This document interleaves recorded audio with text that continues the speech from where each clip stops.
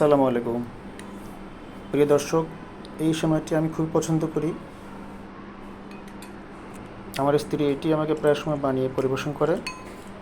এতে অনেক কিছু উপাদান থাকে, বাদাম, কিশমিশ, বিভিন্ন ধরনের বীজ ইত্যাদি। এটি বানানোর একটি ছোট ভিডিও আমি ডেসক্রিপশন লিঙ্কে দিয়ে দিয়েছি, আপনারা চাইলে দেখে নিতে পারেন। নাস্তা করতে করতে আসলে সবচেয়ে বেশি যে জিনিসটা আমাকে বিরক্ত করে সেটা হচ্ছে যে এলাচিটা। এই দেখুন এলাচিটা, এখানে সেম কাজ করলাম। Thank you very much. আসসালামু আলাইকুম।